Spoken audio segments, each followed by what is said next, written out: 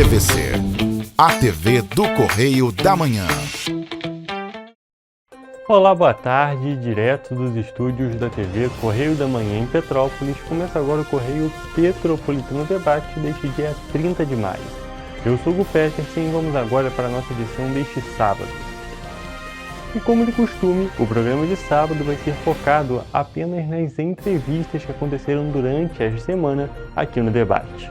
Na edição de hoje, o diálogo vai ter o objetivo de destacar a Olimpíada Brasileira de Geoinformação, de reforçar a importância do novo exame do DNA-HPV em Petrópolis e também de valorizar a história de Deoclésio Damasceno.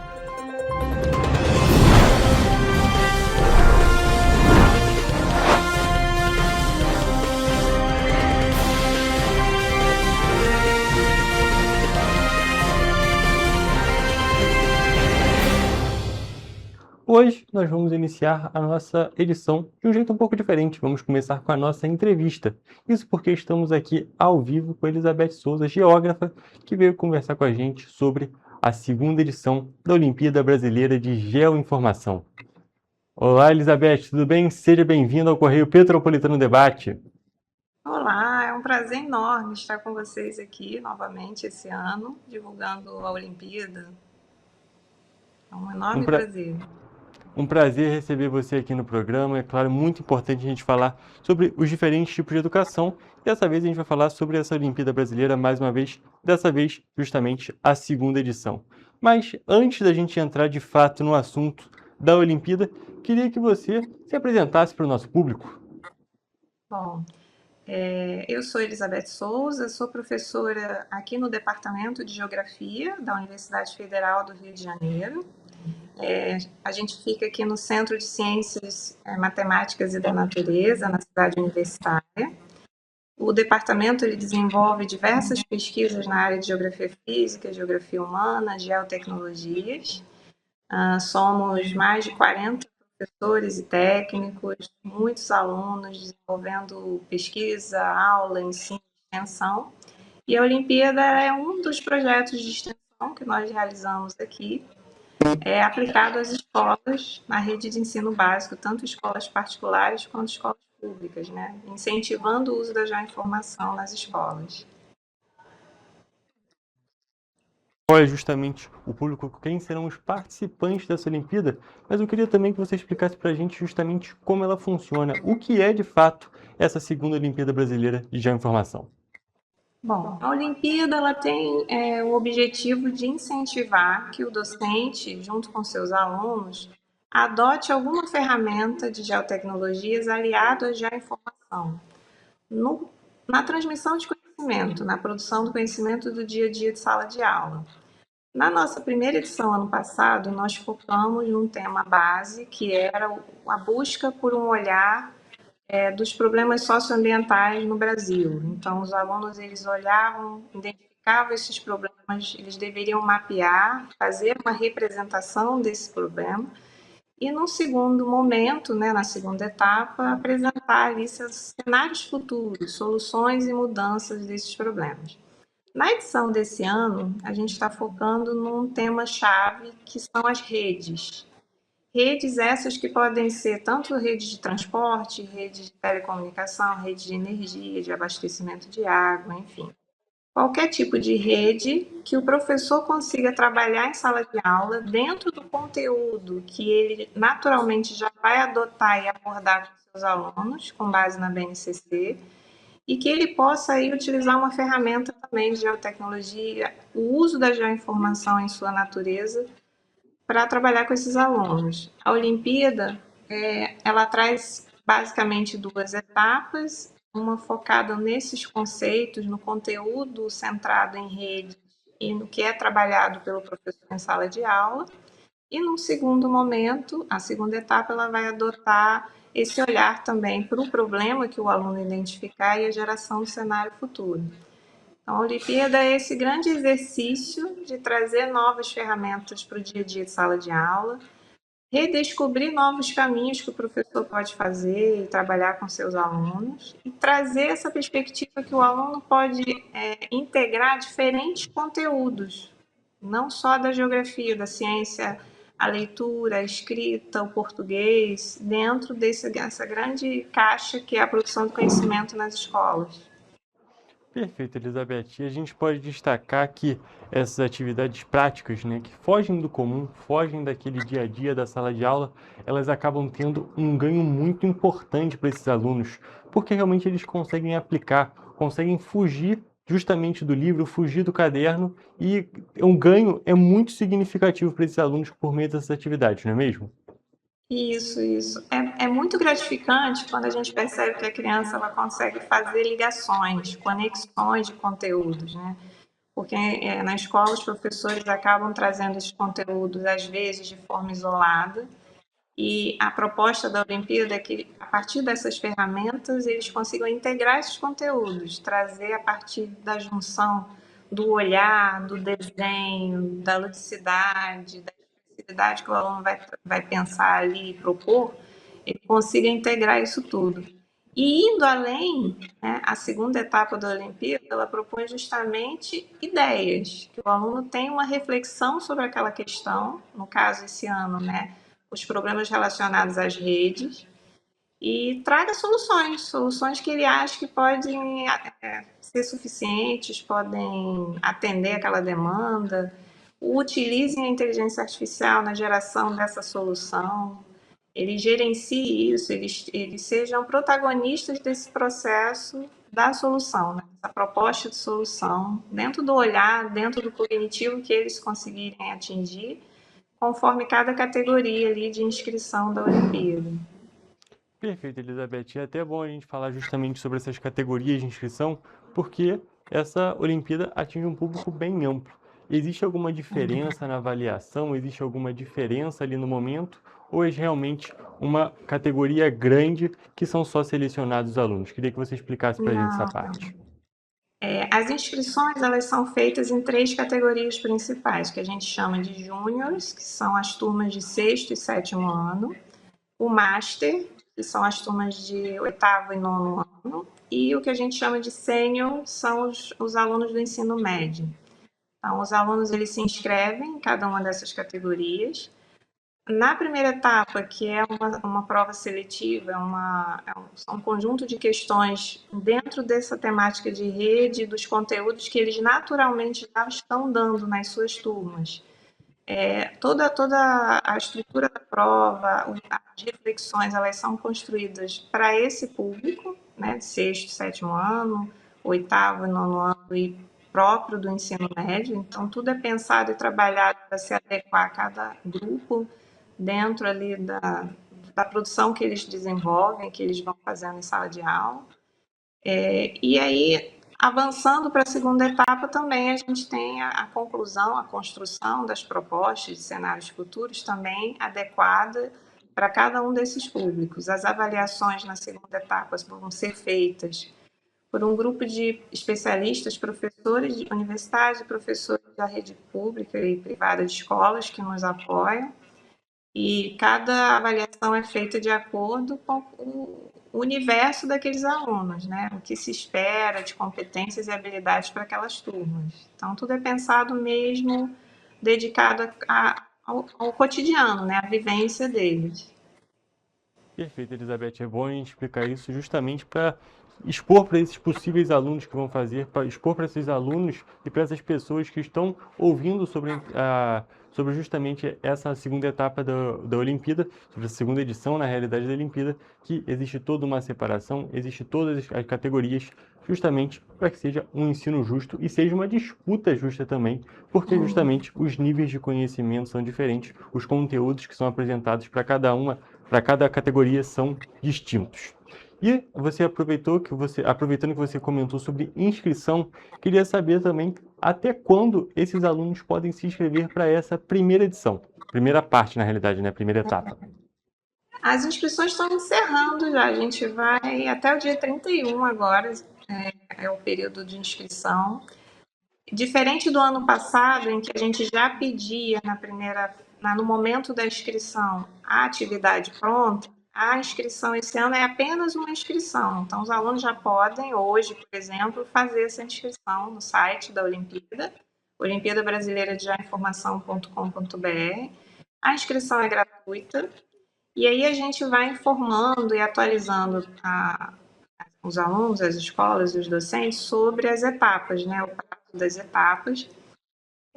A gente tem previsão de que aconteça agora junho, agosto, e o encerramento, o fechamento com as notas, enfim, a entrega de medalhas para os vencedores aqui no Rio, principalmente, vai acontecer em novembro. A gente tem a divulgação também, né, nessa segunda edição das medalhas. Os medalhistas vão receber também, se Deus quiser, todas as medalhas. A gente vai premiar os professores com maior número de inscritos e maior número de medalhistas em cada categoria, e também as escolas receberão os troféus, né? As escolas com maior número de alunos participantes e medalhistas também. E a gente está muito feliz de estar conseguindo manter e fazer a Olimpíada crescer, porque é um projeto bonito, que tem trazido esse olhar do aluno, né? Não é uma Olimpíada apenas de uma prova, é uma Olimpíada que traz o aluno ao ato de ser um protagonista ali de uma solução que ele mesmo identifica na sua comunidade, no seu entorno. E a gente teve ano passado resultados muito interessantes de propostas, de ideias. Esse ano a gente está seguindo essa mesma linha, acreditando que esses jovens, essas crianças podem nos dar direções muito importantes, assim, de soluções dos problemas no Brasil, dos mais diversos, e acreditando mesmo no futuro deles. Sem dúvida nenhuma, é muito legal a gente ver esse apoio, a gente ver os alunos que se inscrevem, se inscreveram na edição do ano passado também. E é muito bom a gente ver competições como essa, eventos como esse, que realmente estimulam a criatividade, estimulam o ensino e também, como já disse, como você já disse, estimulam fugir da casinha, né mesmo? Fugir realmente do ambiente escolar e conseguir estimular o ensino de maneiras diferentes. E principalmente nesse sentido, que o aluno consegue fazer, perceber e indicar essas situações na própria comunidade. Então a gente consegue ver que é um estudo e um ensino aplicado, não é apenas um ensino teórico, que é um ponto importantíssimo. E Elizabeth, como vocês já divulgaram, no ano passado a gente teve por volta de 3.780 alunos inscritos e participando da primeira edição. Nesse ano a expectativa é aumentar esse número, não é mesmo? Se Deus quiser. A gente quer o máximo possível de participantes, que eles se sintam parte, né, do projeto, que eles cheguem na segunda etapa, que eles ganhem medalha, porque a gente quer valorizar cada ideia, cada participação, cada presença e cada olhar que eles têm na sua comunidade, né? Porque a identificação desses problemas, aí a gente está focando esse ano em redes, é muito o olhar do aluno. E a gente quer muito apoiar também a participação do docente, o docente como mediador, orientador desse processo, né? Para que ele se sinta parte também, que ele apoie. O professor ele pode orientar quantos alunos quiser, e, enfim, os alunos estão aí, o convite para que se inscrevam, sim. Perfeito, Elizabeth.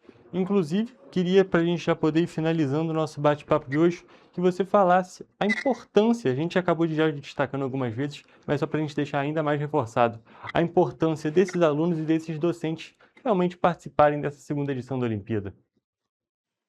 A Olimpíada ela tem essa perspectiva de estimular o uso da geoinformação, mas eu acho que muito mais é estimular que o aluno veja ali o resultado do seu esforço, né? Quando um aluno ele recebe uma medalha, ele recebe uma referência sobre um trabalho que ele desenvolveu, né?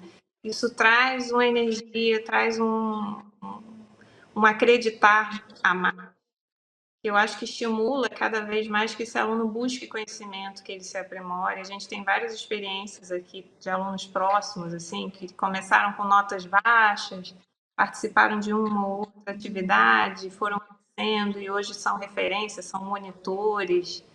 A Olimpíada no ano passado a gente tinha a oferta de bolsas pelo CNPq e a gente tem trabalhado esse ano com esses 10 bolsistas do ano passado. Eles têm divulgado a Olimpíada, eles têm sido embaixadores, a gente deu esse título, embaixadores de informação nas escolas. Então, todo esse esforço, ele reflete no desenvolvimento do aluno. Acho que esse é o objetivo principal, o desenvolvimento do aluno e a valorização do professor. porque o professor valorizado também, né, seu resultado ali presente. E nós tivemos um pequeno probleminha na conexão com a Elizabeth. Infelizmente, a gente estava tendo um bate-papo tão bom falando sobre esse assunto tão importante, sobre essa edição da Olimpíada. A gente conseguiu restabelecer a conexão? Sim, Perfeito. perdão. Perfeito. Pode finalizar, É Elizabeth. resumir, basicamente, é resumir que eu acho que o esforço da Olimpíada é isso, é trazer a valorização do estudante e ele conseguir enxergar o potencial e também estimular esse desempenho, esse trabalho do docente junto do estudante, do grupo, da escola. A gente convida as escolas a apoiarem, né, os professores que buscarem se inscrever e os alunos a desenvolverem as propostas. Sem dúvida nenhuma, é um ponto que é positivo para os alunos, para as escolas, para os docentes. É realmente um momento de aplicar esses conhecimentos, aplicar esses estudos e acaba todo mundo ganhando nessa situação. E Elizabeth, como você disse, as inscrições vão até domingo, dia 31, e eu só vou pedir para que você reforce para a gente o local que as pessoas podem fazer justamente esse processo de inscrição. Então, todas as informações estão no site da Olimpíada, Olimpíada Brasileira de Informação.com.br. Lá também a gente tem o acesso às redes sociais, Instagram, YouTube, enfim. A gente vai atualizando as redes sociais, essa atualização é constante. Temos o e-mail da Olimpíada, vocês podem fazer contato, a gente responde e esperamos as inscrições de todos. Perfeito, Elizabeth. Então aqui já está feito esse convite para as escolas, para os docentes, para os alunos. É uma verdadeira oportunidade, gente. Elizabeth, mais uma vez, muito obrigado pela sua presença aqui no programa. Foi um prazer conversar com você e, é claro, desejo muito sucesso e que essa segunda edição da Olimpíada seja maior ainda. Muito obrigada. Eu que agradeço a oportunidade de divulgar aqui e esperamos vocês.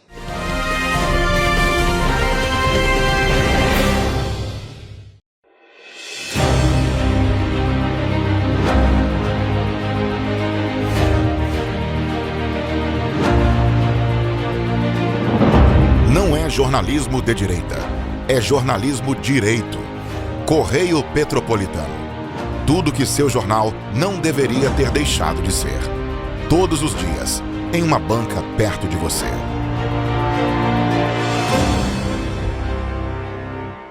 Esse aí sou eu, há 18 meses estudando inglês. Cada passo no aprendizado foi uma porta que se abriu para o meu futuro. Sabe o conhecimento que você desenvolve hoje? Ele é a chave para novas oportunidades incríveis do amanhã. É o equilíbrio perfeito entre aprender e aproveitar cada momento dessa jornada empolgante.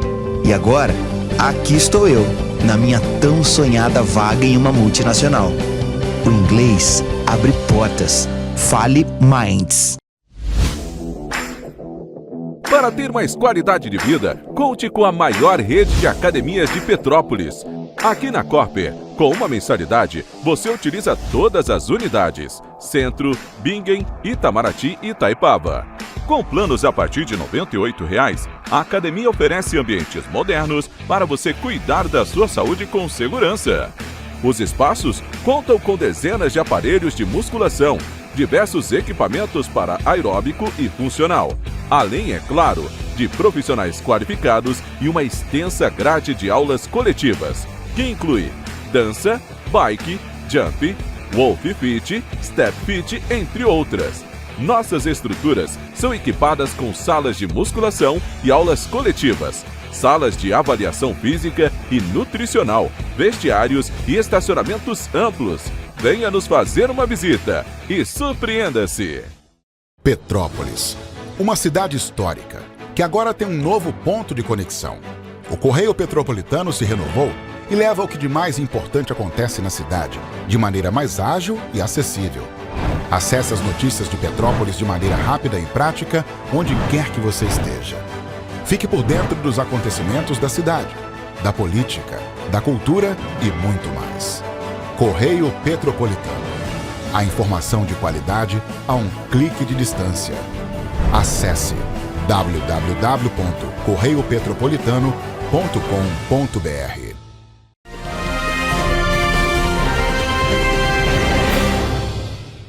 Estamos de volta com o Correio Petropolitano Debate e dessa vez estamos aqui ao vivo com a doutora Sara, que veio conversar com a gente sobre um novo exame que está sendo disponibilizado aqui pela Prefeitura de Petrópolis. Boa tarde, doutora, tudo bem? Seja bem-vinda. Boa tarde, obrigada. Um prazer te receber aqui no programa e, é claro, vamos conversar sobre um assunto muito importante, Sim. um exame muito importante. Porém, antes de falar sobre o exame, também é muito importante te conhecer. Por isso, vou pedir que você se apresente para o nosso público. Eu sou a doutora Sara, eu sou ginecologista. No momento, eu trabalho na Secretaria de Saúde de Petrópolis, na equipe das áreas técnicas da saúde da mulher. Perfeito, doutora. Então, a gente vai falar especificamente sobre o exame do DNA-HPV. Isso. Porém, antes da gente chegar nessa parte, queria que você falasse um pouco justamente do trabalho da Secretaria de Saúde, o trabalho da medicina no geral para a saúde da mulher. Sim. Nós, dentro da saúde da mulher, a gente tenta sempre trabalhar com prevenção, né? A saúde da mulher abrange várias áreas, área de gestante, pré-natal, área de planejamento familiar, área de prevenção de câncer de mama, de prevenção de câncer de colo de útero e várias outras coisas, né? Os programas de saúde têm se ampliado bastante. E hoje a gente está com a disponibilidade desse novo teste, que é o teste DNA-HPV, que é uma novidade que está chegando semana passada, a partir do dia 18 de maio, ele começou a ser implementado em todas as unidades de saúde. Perfeito, doutora. E é justamente sobre a prevenção do câncer de colo de útero que esse exame é relacionado. Queria que você explicasse para a gente, primeiro, o que é justamente esse câncer de colo de útero, porque é uma doença perigosíssima e que muitas das vezes a gente escuta falar, mas a gente não sabe exatamente o que é. Exatamente. O câncer de colo de útero é um câncer ainda muito incidente no Brasil. Ele é a terceira causa de morte entre as mulheres por câncer. Embora seja um câncer que às vezes não é muito conhecido, as pessoas não sabem muito bem o que é o câncer de colo de útero, né? Ele é bastante incidente e é um grande problema de saúde pública. Nós já temos várias formas de prevenção do câncer de colo de útero. Uma delas é a vacina contra o vírus do HPV, que a gente já tem disponível aqui no município há mais de 10 anos, mas a gente gostaria de ter uma aderência maior à vacina para ajudar a fazer a prevenção desse tipo de câncer. E as mulheres que não estão vacinadas são as mulheres que têm um risco maior de ter esse câncer de colo de útero. E antes essa prevenção era feita através de um exame que todo mundo conhece, a grande maioria das mulheres fazem, que é o exame preventivo. Esse preventivo agora, de acordo com as regras do Ministério da Saúde, ele vai ser descontinuado, a gente não vai mais fazer o preventivo e a gente vai fazer outro exame, que é a pesquisa do DNA-HPV, que vai ser muito mais efetivo para a prevenção do câncer de colo de útero. É até um ponto interessante que você trouxe, que é justamente a questão da prevenção desse tipo de câncer. Então a gente coloca o câncer sempre como uma doença das mais assustadoras possíveis e que uma das formas mais efetivas da gente ter prevenção é por meio da vacinação, algo simples. Sim, é um tópico bem interessante da gente relacionar, porque às vezes algo que é muito complicado pode ser resolvido com um ato simples, não é mesmo, doutora? Sim. Infelizmente, a vacina hoje só está disponível para uma faixa etária restrita, que é entre 9 e 14 anos de idade. Então, como a vacina já está disponível há mais de 10 anos pelo Sistema Único de Saúde, hoje a gente já tem uma população de mulheres até 25, 26 anos que já estão vacinadas. Uma boa parte, que algumas mulheres não aderiram à vacina, infelizmente, né? As outras mulheres não estão cobertas ainda pela vacina. Uma coisa importante que você falou sobre prevenção é que o câncer de colo de útero, ele realmente é prevenível. Quando eu falo sobre isso, é um câncer que a gente realmente pode evitar. Então, quem está vacinado, ótimo, já ajudou muito. Quem não é vacinado, é importante fazer esses exames de prevenção, que no caso vai ser o teste do DNA-HPV. É diferente do câncer de mama, por exemplo, não querendo fugir do assunto, que o câncer de mama, por exemplo, as mulheres têm o hábito de fazer mamografia regularmente. A mamografia não previne o câncer, a mamografia dá um diagnóstico precoce, ou seja, você descobre o câncer muito cedo, ainda no início, para poder tratar com mais facilidade. O câncer de colo de útero não, ele realmente é prevenível. Por quê? Porque esse vírus, o HPV, ele infecta as mulheres desde o início da vida sexual, e os que permanecem no organismo, essas mulheres com a permanência do HPV no colo do útero, são as mulheres que têm risco de desenvolver o câncer de colo de útero. E a gente fazendo esse exame de pesquisa do HPV, a gente vai descobrir quais são as mulheres que têm o HPV no colo do útero. Esse HPV às vezes leva a lesões, que a gente chama de lesão de alto grau, que é uma lesão que pode levar ao câncer de colo, e a gente já trata esta lesão antes dela virar câncer de colo de útero.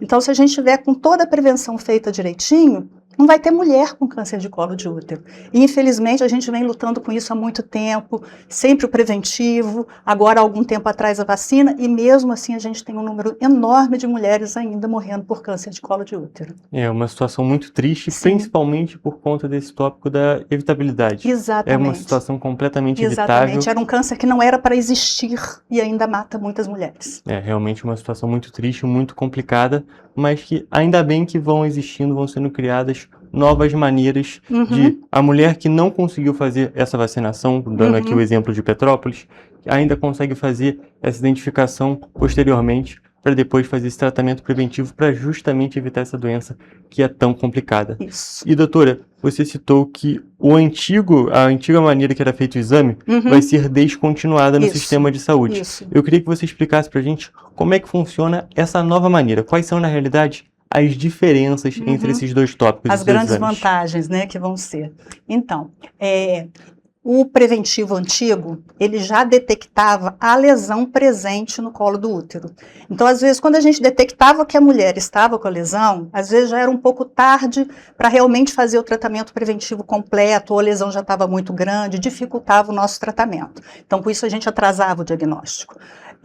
Essa detecção agora do vírus do DNA HPV, a gente já consegue saber quais são as mulheres que têm risco de desenvolver as lesões, e aí elas vão ser vigiadas mais de perto. E se a lesão começar a aparecer, ela vai ser tratada. Então vai facilitar o tratamento e vai antecipar bastante os diagnósticos das lesões.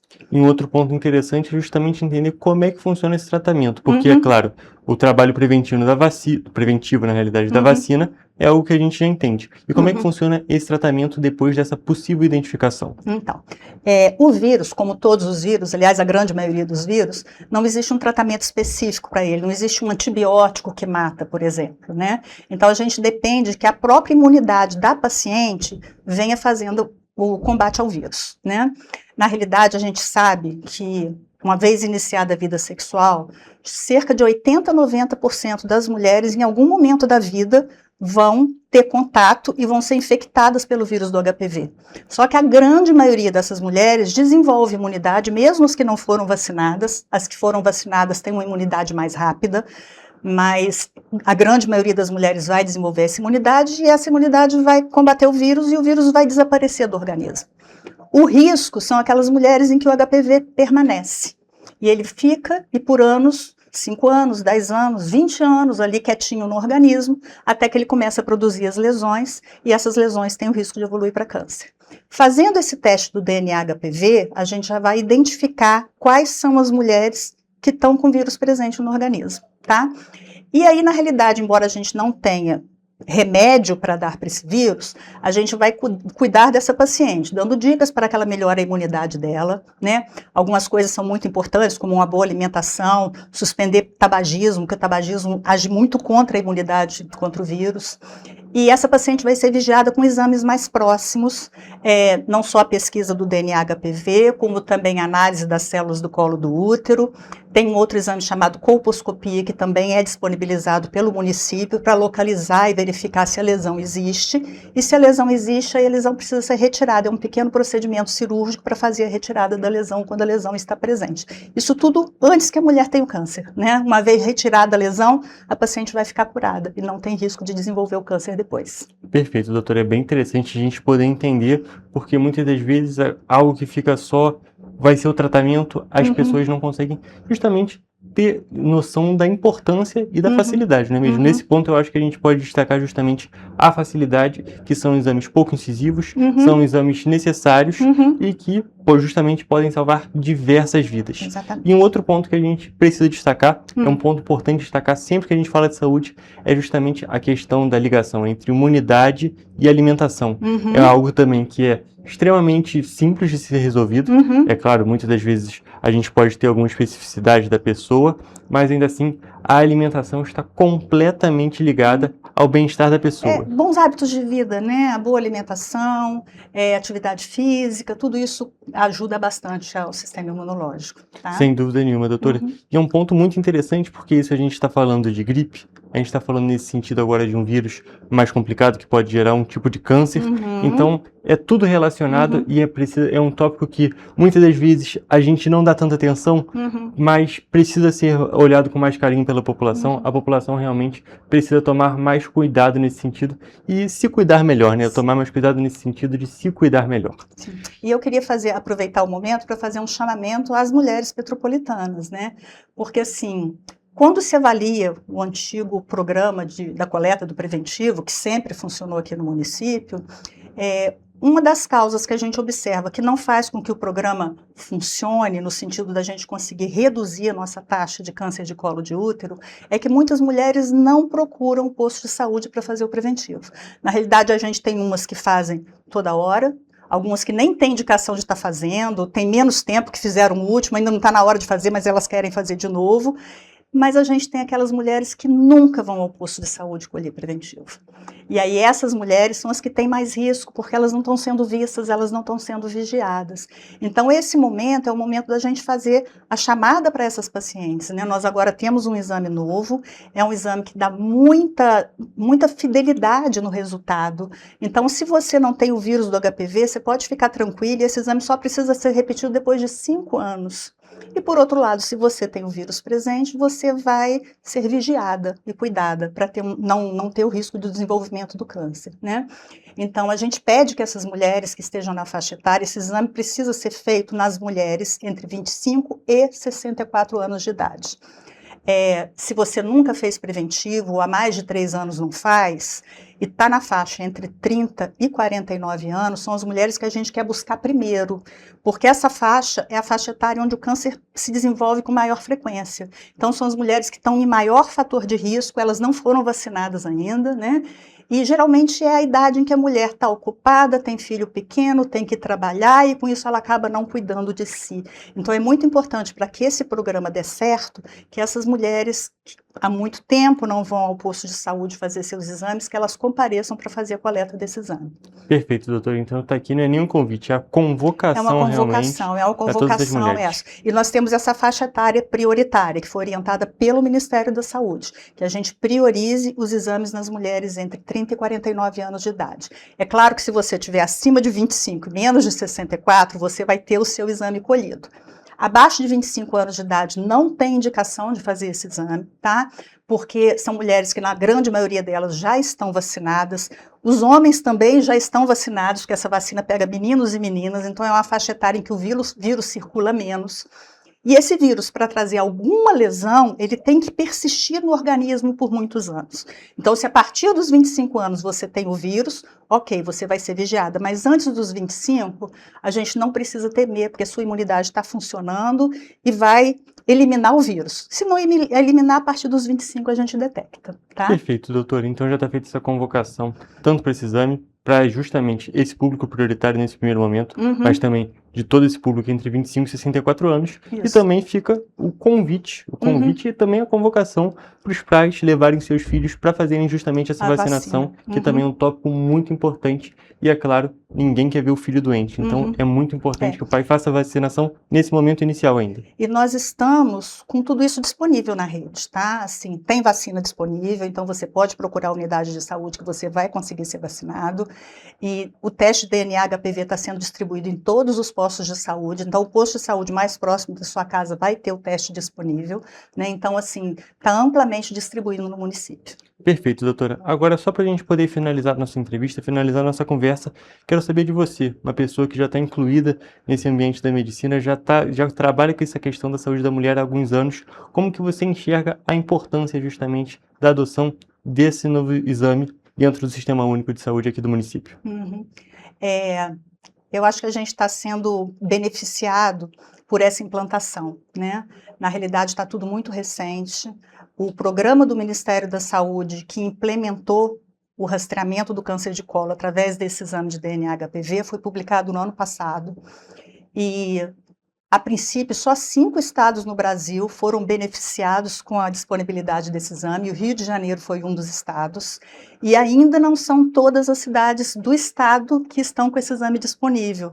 Nós de Petrópolis corremos atrás e falamos, nós queremos. Então a gente conseguiu puxar para Petrópolis a disponibilidade desse exame.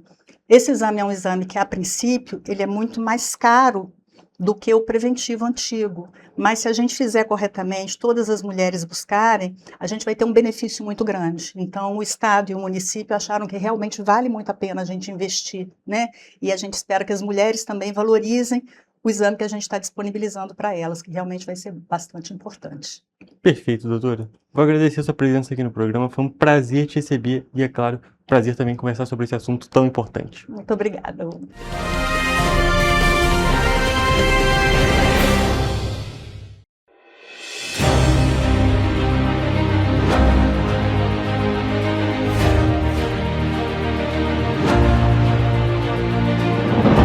Não é jornalismo de direita, é jornalismo direito. Correio Petropolitano. Tudo que seu jornal não deveria ter deixado de ser. Todos os dias, em uma banca perto de você.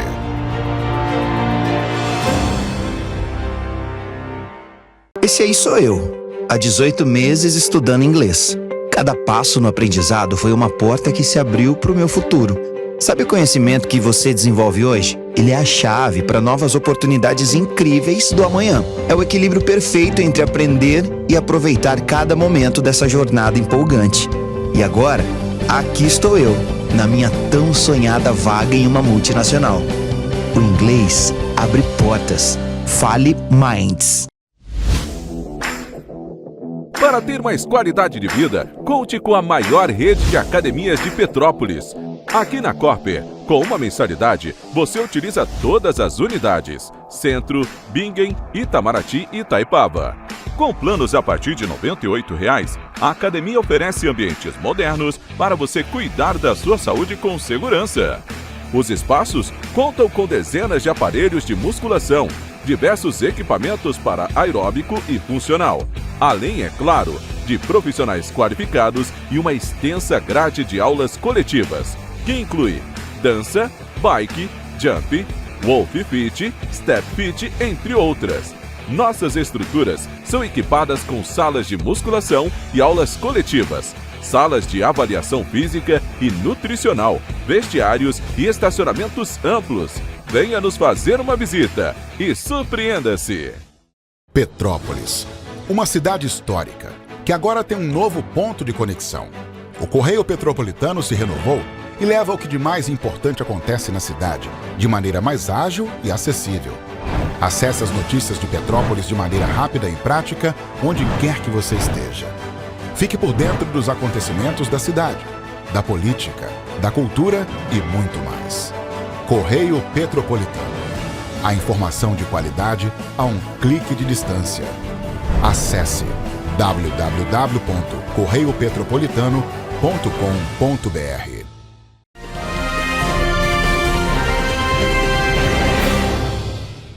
Estamos de volta com o Correio Petropolitano Debate, com a nossa segunda entrevista da edição de hoje. E hoje nós vamos falar sobre um livro. Estamos aqui ao vivo com a Carol Pitzer, que vai falar um pouquinho com a gente sobre um novo livro que vai ser lançado aqui na Cidade Imperial. Tudo bem, Carol? Seja bem-vinda. Obrigada, Hugo. Muito feliz de estar aqui, podendo falar com vocês. Um prazer receber você aqui no programa. E antes da gente falar do livro propriamente dito, vou pedir que você se apresente para o nosso público. Boa tarde, gente. Meu nome é Carol Pitzer, eu sou dramaturga, roteirista e agora também autora, né? Embora a dramaturgia também seja uma forma de literatura, ela não é tão reconhecida e para mim está sendo um desafio também escrever esse lugar da literatura feita para o papel, né? Eu sou petropolitana, fiquei muito tempo fora de Petrópolis, eu estudei no Rio de Janeiro, cinema, depois eu fui para São Paulo estudar dramaturgia. E voltei para Petrópolis durante a pandemia, abri com o meu companheiro Yoshinori Fujita uma produtora aqui, a gente tem uma produtora chamada Rocio Produções, onde oferecemos cursos de audiovisual, de teatro, de dramaturgia, e agora estamos publicando o nosso primeiro livro, que é o Deoclésio Damasceno de Freitas, um maestro negro na Cidade Imperial. Perfeito, Carol. Inclusive, a gente já pode começar conversando justamente sobre esse novo lançamento, sobre esse livro do Deoclésio Damasceno de Freitas. Queria que você explicasse, a gente estava até conversando um pouquinho antes de entrar ao vivo, que é um nome antigo, porque é uma pessoa que faz parte da nossa história aqui da Cidade Imperial. Queria que, antes de você explicar especificamente sobre o livro, que você falasse um pouco justamente sobre o Deoclésio. Então, o Deoclésio é um maestro negro que viveu em Petrópolis no início do século passado. Ele nasceu em 1888, na Paraíba do Sul. Veio para Petrópolis provavelmente no início do século XX. Não é o único maestro negro da cidade, eu acho que isso é algo importante a ser dito, né? O Paulo Carneiro, que foi o fundador da Escola de Música Santa Cecília, também era um maestro negro pernambucano, muito importante na história da cidade. E o Deoclésio veio, foi colaborador dele na Escola de Música Santa Cecília. Logo depois que ele morreu, ele continuou dando aula na Escola de Música até a morte dele, em 1942. E foi muito famoso na época, assim, quando eu conheci a história dele por causa da neta dele, a Lilian Regina Marcílio Nogueira, muito conhecida na cidade como Tia Lili, que é moradora da Vila Rica, e tenta preservar viva a memória do avô dela, né? Então, a gente se conheceu, ela me contou a história do avô, eu fiquei muito curiosa, porque eu nunca tinha ouvido falar sobre ele, e propus para ela da gente fazer um documentário. Então, em 2024, a gente lançou o Canção para Deoclésio, que é um filme sobre a história dele. A gente resgatou um retrato. Ele tem uma sala na Escola de Música Santa Cecília com o nome dele, que tinha um retrato que estava lá, um retrato de 1940, e fizemos todo o restauro do retrato, e a partir da restauração do retrato, restauramos a memória também. Então, fiz uma pesquisa aqui no Arquivo Histórico da cidade, encontrei muitas notícias de jornal sobre ele, sobre a trajetória dele, e aí fiquei com pena desse material se perder depois do lançamento do filme, né? Porque o filme você pode acessar, encontrar a história, mas muitas fotografias, muitas notícias de jornal. A gente encontrou durante essa pesquisa 6 partituras do Deoclésio inéditas que nunca tinham sido... A Escola de Música Santa Cecília tem um acervo enorme de partituras de toda a história da música petropolitana, né? E fomos caçar essas partituras lá, encontramos. Então, o livro também eu vou publicar 6 partituras inéditas, porque para mim é muito importante que a obra dele também seja conhecida, né? Então, quando esse livro ele é patrocinado pela Secretaria de Cultura e Economia Criativa, Secretaria de Cultura e Economia Criativa, SESEC, do Estado do Rio de Janeiro.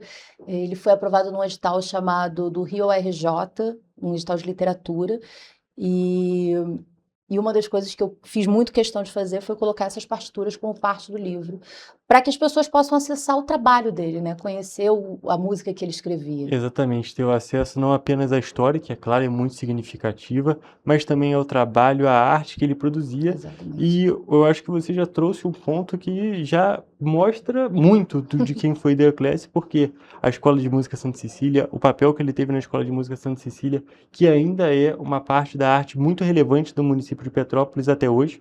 Posso dar o exemplo do próprio Correio Petropolitano Debate, do programa daqui, que nesse ano a gente já entrevistou pelo menos 5 pessoas que fazem parte da Escola de Música. É muito importante para resgatar nossa história, que conta a nossa história por meio das formas de arte, que a gente até brinquei uma vez falando que lá é escola de música, mas na realidade é uma escola de arte, porque lá eles ensinam os diferentes tipos de arte, e tendo noção que o Deoclésio está envolvido lá no início, já mostra o tanto que ele foi importante.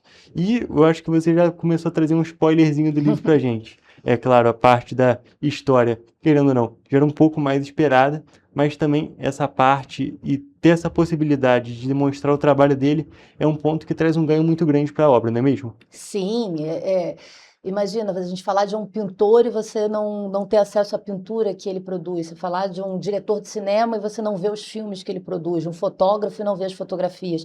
Então, para mim era um pouco curioso, né, a gente falar sobre um músico que e as pessoas não poderem ver a música. Então, quando a gente fez o filme em 2024, a gente chamou a banda 1º de Setembro, que fica ali no Cascatinha, da qual o Deoclésio também foi maestro, para tocar algumas dessas partituras num evento que a gente fez de lançamento do filme.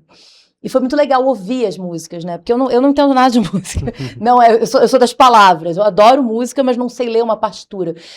Acho que quem entende consegue ler e ter alguma dimensão. Então, trazer essas músicas também para para serem tocadas, né, no século XXI, quase 100 anos depois delas, mais de 100 anos depois delas serem escritas, é uma forma de reviver a trajetória desse maestro, né? E me dá muita alegria poder disponibilizar isso para outros músicos, para que outros músicos possam tocar. O que eu ouvi dos maestros com quem eu conversei que acessaram as partituras, é que são partituras muito complexas e muito diferentes do que se faz hoje em dia, porque ele escrevia para pequenas orquestras, então tem instrumento de corda, tem piano, mas também tem instrumento de sopro. E hoje em dia, a não ser que você tenha uma grande orquestra, é muito difícil você juntar todos esses tipos de instrumentos num espaço só. Então, quando a banda 1º de Setembro tocou, eles tiveram que fazer algumas adaptações para fazer só com instrumentos de sopro. E foi muito legal ouvir as músicas. E até bem legal a gente poder resgatar a maneira como as músicas eram escritas, a estrutura que ele possuía naquela época para ter a possibilidade de escrever essa partitura, e um ponto que você trouxe, que você, apesar de estar envolvida no meio artístico, de não entender muito da música, traz e demonstra um outro ponto, que imagina as pessoas que não são nem envolvidas no meio artístico. É justamente por meio dessas obras, por meio no caso, do documentário, agora do livro, que traz esse meio cultural, permite que as pessoas justamente tenham acesso à parte da nossa história, não só da nossa cultura, mas da nossa história aqui do município de Petrópolis. E você já deu uns spoilerzinhos sobre o livro, mas eu queria perguntar também se tem mais alguma surpresa. Esse livro vai então contar um pouco da história do Deoclésio, vai contar justamente a trajetória dele aqui na Cidade Imperial e também ter essas partes das obras. Tem mais alguma coisinha ou é basicamente isso? Então, ele é uma biografia ficcionalizada, e isso foi uma opção minha, porque a história dele é cheia de lacunas, né? A gente acessa um pouco da história a partir da história oral, que já é agora uma história de segunda mão, porque são as histórias que a tia Lili ouvia da mãe dela, ela não conheceu o avô pessoalmente. Então, as pessoas que conheceram ele pessoalmente, muitas delas não estão mais aqui, né? O Deoclésio morreu em 1942. Então, as pessoas que tiveram acesso a ele ou eram muito crianças, então também já têm memórias que já estão desaparecendo ou não estão mais aqui. E essas notícias de jornal, elas dão fragmentos, né? Não é uma biografia, não é? Eu conheço a história de um momento em que ele tocou numa banda, dessa época que ele trabalhou na Escola de Música Santa Cecília. Então, por exemplo, uma coisa que me impressionou muito é que quando ele pediu licença médica, antes dele vir a falecer, em outubro de 42, um mês antes ele pede uma licença médica. E ele precisa ser substituído por 3 professores na Escola de Música Santa Cecília, quando ele pede essa licença. E aí eu fico pensando, ele devia trabalhar muito e ele devia saber fazer tanta coisa que para alguém conseguir, era impossível uma única pessoa substituir ele, porque era muito trabalho e muitas coisas diferentes, porque ele regia o coro, ele dava aula de piano, ele dava aula de música, de cantar. Então era um sujeito com muitas especialidades. Então eu parto dessas notícias e dessas histórias que eu ouvi da tia Lili para criar pequenos contos, pequenas cartas, pequenas histórias, para a gente se imaginar um pouco como era essa Petrópolis no início do século passado, em que esse sujeito foi muito importante e que muitas vezes Petrópolis esquece que existiam pessoas negras. Acho que esquece disso hoje em dia. E as pessoas negras no presente não conseguem visualizar que essa Petrópolis também era habitada por pessoas negras e que tinham papéis importantes na cidade, como o Deoclésio teve. Então, para mim, também é fundamental que a gente possa imaginar essa outra Petrópolis, que não é só povoada por alemães, que não é só povoada pela família imperial, por barões e etc., mas por gente comum, por gente preta que tinham papéis fundamentais também na formação da cultura da cidade, porque ele formou muita gente. Ele foi professor do Maestro Guerra Peixe, por exemplo. Então ele foi um sujeito muito importante para a criação da tradição musical na cidade também.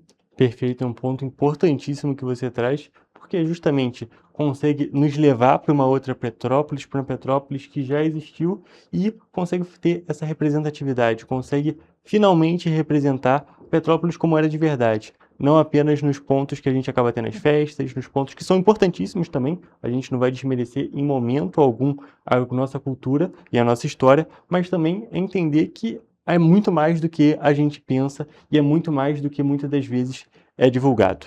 E, só para a gente poder ir finalizando também, eu queria perguntar, agora no aspecto um pouco mais pessoal, como é que foi participar e poder escrever nesse momento justamente esse livro e anteriormente esse documentário? Como é que foi conhecer a história e poder realmente levar essa história para outras pessoas?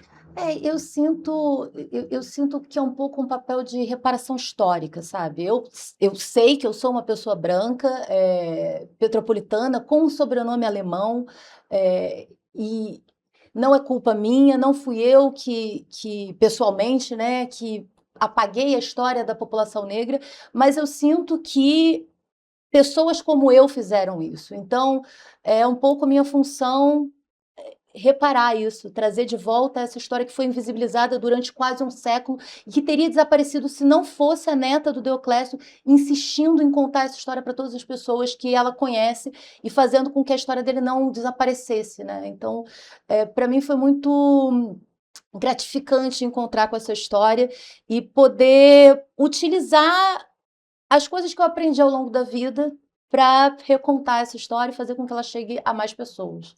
Sem dúvida nenhuma, um papel importantíssimo. Eu acho que é o papel de toda a nossa sociedade. Todas as pessoas têm que demonstrar a história de como é que ela é de verdade, com todas as partes e justamente dando destaque para todas as pessoas que merecem. E é claro, o Deoclésio é um exemplo emblemático disso.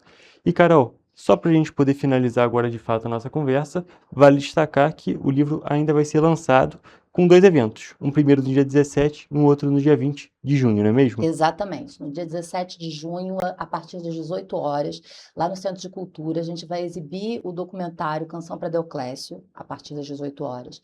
E por volta das 19h30, depois da exibição do documentário, a gente vai fazer uma roda de conversa comigo, autora do livro, a tia Lili, neta do Deoclésio, e o historiador Lucas Ventura.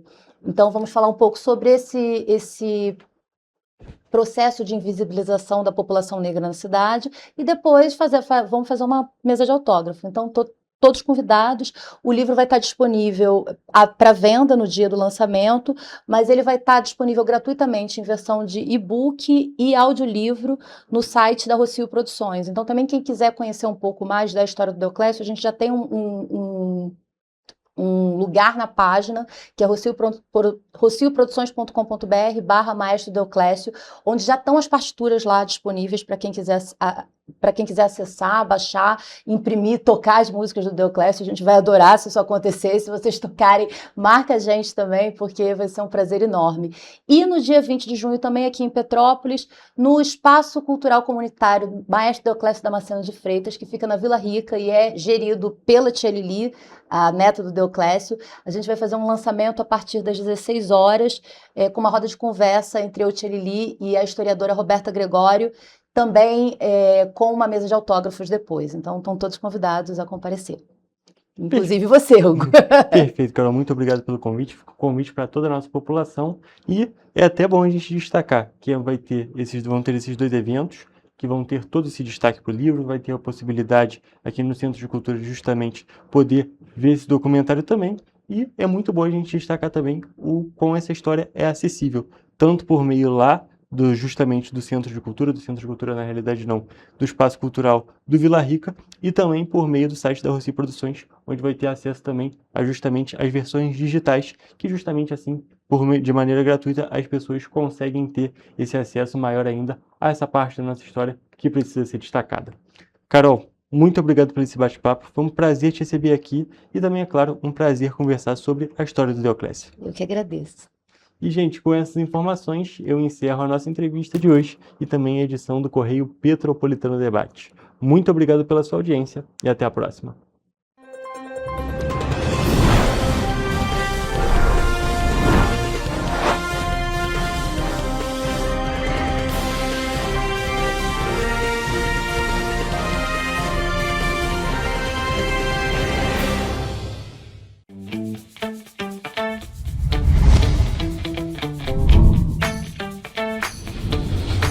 TVC, a TV do Correio da Manhã.